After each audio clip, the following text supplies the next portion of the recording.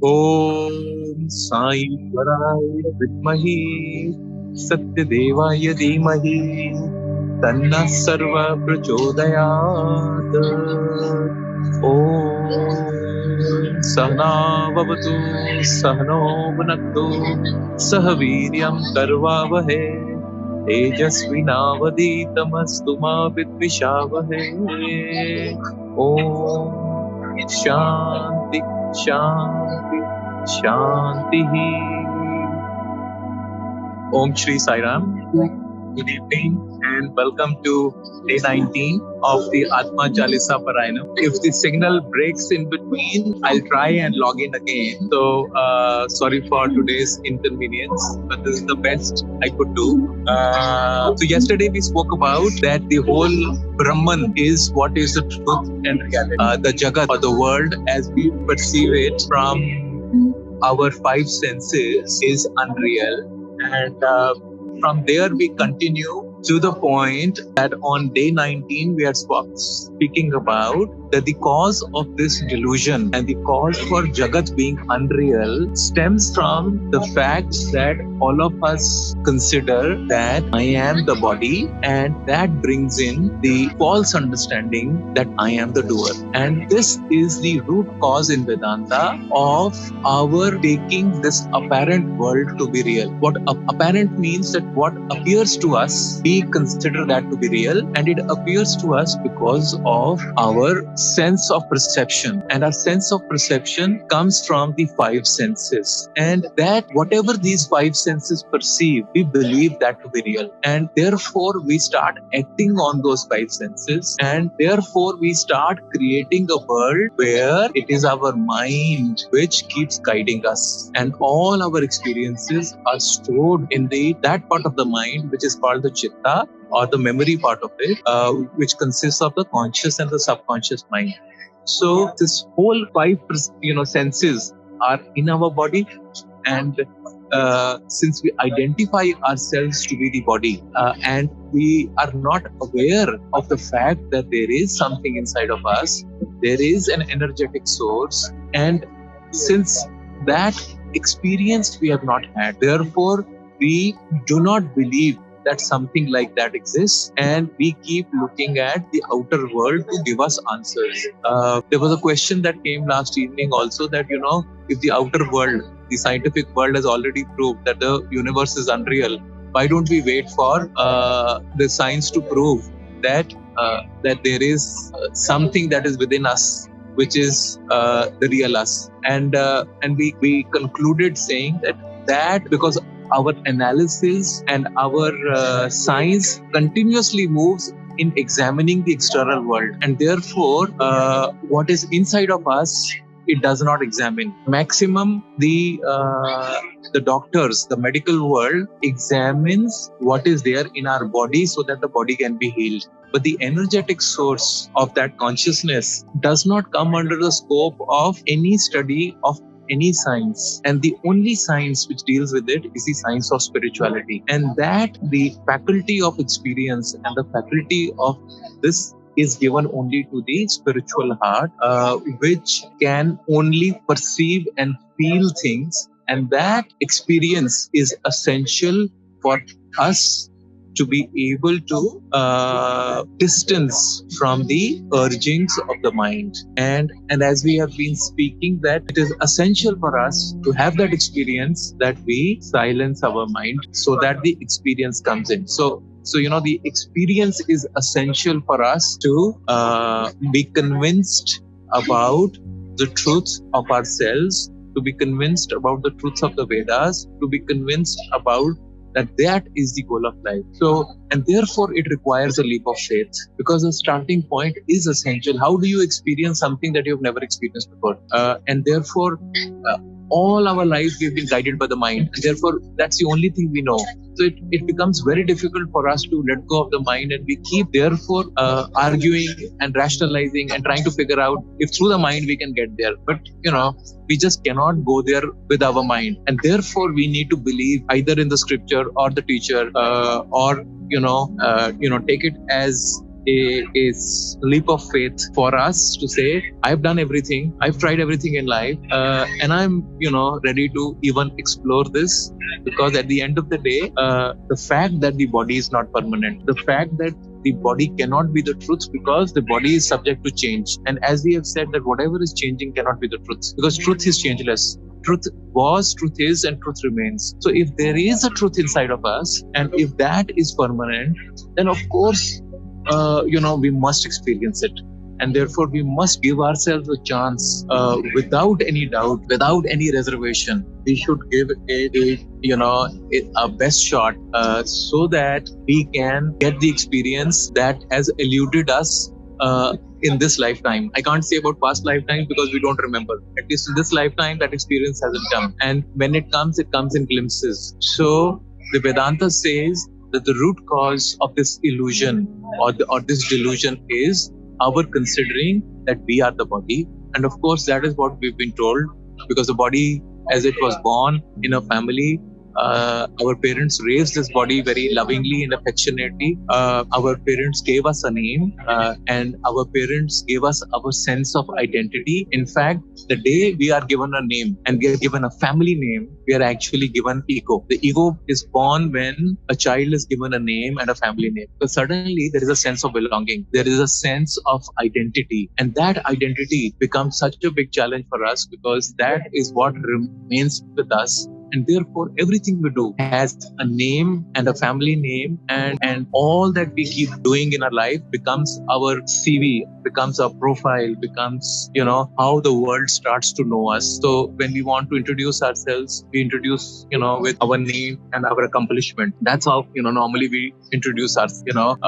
I'm no one, or I am the spark of divinity. Everybody laughs at us, but that's the truth. And we try and introduce ourselves always as someone with either reference to our achievements, our qualifications, or our family. So that's how we've known this world. This is how the world has engaged with us. So to be able to get away from the mind, we must get away from this notion that I am not this body. I'm actually the body which is carrying within it something which is changeless. And if we dissociate ourselves for some time, that the truth of me is concealed within this body, and that truth is the real me. And if we can hold on to that thought for some time, we start to see and feel and experience something which starts taking hold of all that is going on around us.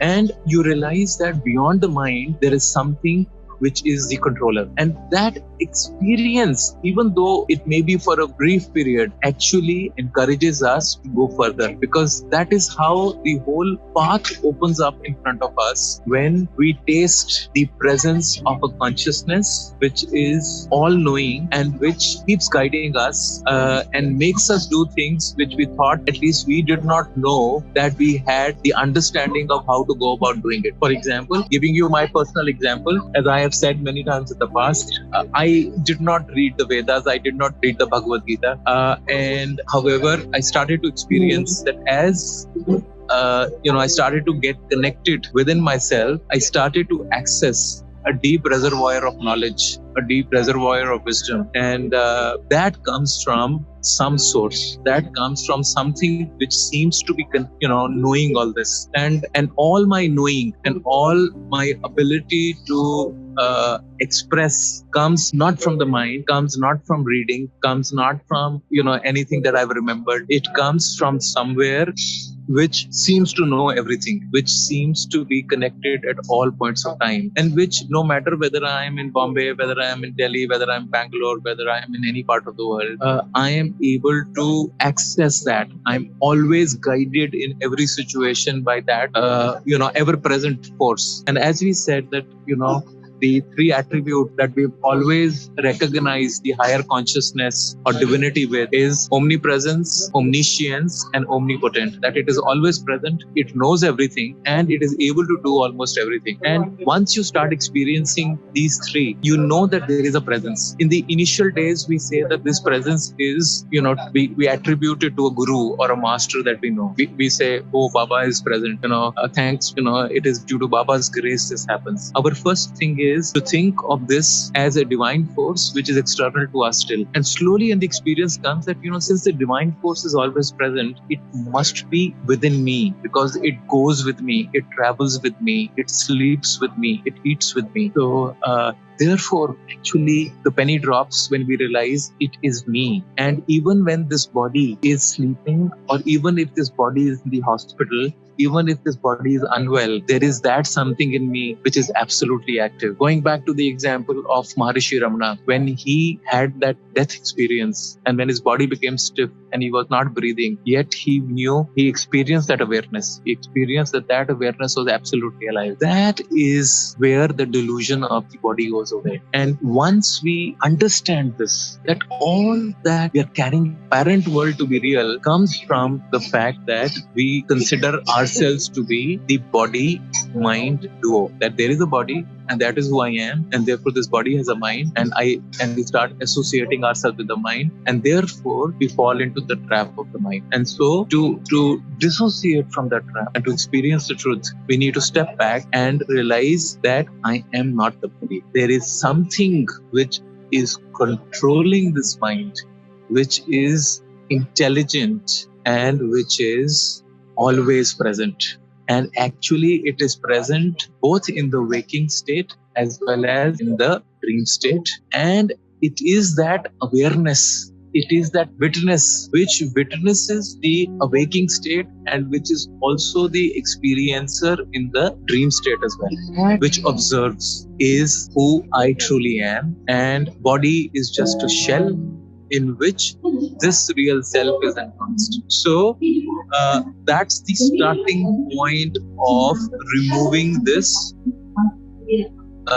false understanding of ourselves, that I am not just the body, I am not just the mind, I am that which is the experiencer, which is aware of the presence of an energetic life force, which is not just the breath, actually the controller of the breath, consciousness. So this is the fundamental starting point of Vedanta, which supporting our discussion about that the only truth is the Brahman, the ever-present consciousness, and the world is nothing but an appearance, and it is an appearance of the observer. And at least that part of the world has been clarified by even the science now. So this is the point of understanding that we need to hold on to. And I want you, we've reached almost the midpoint. We are on day 19 today. We are ending day 19, and we tomorrow move to the day 20, and we will do a evaluation tomorrow. So I really would like all of you to look at your journals, do your reflections for today, and tomorrow's session should be a slightly longish session where we will do a kind of a dipstick of where we have reached and move from this point onwards into an intensely experiential journey, because all the setting has been done. We've come to a point where we are diving deep into the self, and we will start doing a lot of work within ourselves, and it will be kind of a direct evidence-based work that we will be now embarking upon. So with that, I'd like to close the session today, and I'm happy to hear from you, because the flight can be announced any moment, and my Wi-Fi can run out any minute. So please go ahead. Thank you so much for being here, and thank you for the patience. I tried my best to try and cover this so that we don't have a break. As I told you, the consciousness is going to test us all. It is definitely testing me to make sure that we have the will, and we have the willpower to be able to carry through what we have set ourselves on. Thank you all. God bless you. Lots of love and light. Om Shanti, Shanti, Shanti.